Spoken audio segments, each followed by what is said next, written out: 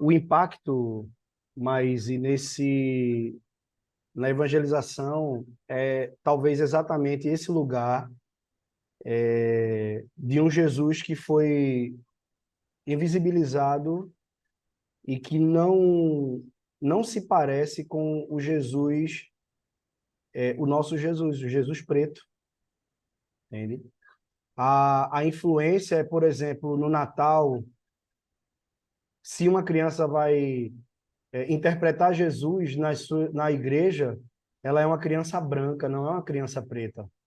Se é uma criança preta quem interpreta, tem alguma coisa errada. Essa é a influência da missão chegando no Brasil. É uma das, né? Então, eu acho que é a gente repensar exatamente a partir desse lugar. Essa é a influência que chega sobre a nossa teologia, por exemplo. E sobre a referência, né? Eu acho que os evangelhos, eles são talvez a nossa maior referência. Uhum. Não tem como nós olharmos para o evangelho sem entendermos e percebermos. Eu acredito. Quando a gente olha, por exemplo, para José e Maria fugindo para não Jesus não ser morto, né? E fogem para o Egito, eu acredito que se dentro do Egito, África, esse Jesus ele fosse um branco de olhos azuis, certamente saberiam que não era dali. Então, é, é importante a gente olhar, por exemplo, para arqueologia, história bíblica e olhar para esse Jesus e repensar a nossa forma e ter o evangelho ou os evangelhos como nossa fonte.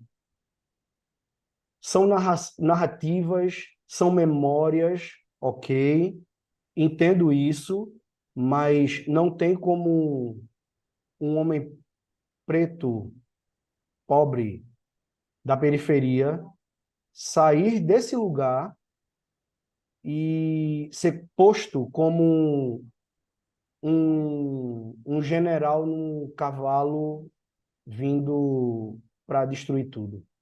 Que o próprio Jesus, quando é perguntado sobre quando vai ser restaurado o reino, né? E aí Jesus é perguntado e Jesus diz, olha, não se trata desse lugar, vocês querem me colocar como um general de guerra, mas eu vou para a cruz como um cordeiro. Então, a nossa fonte é o próprio texto bíblico. Inclusive, Flávio Josefo, que é um dos historiadores, né, do primeiro século, que viveu ali a partir de 35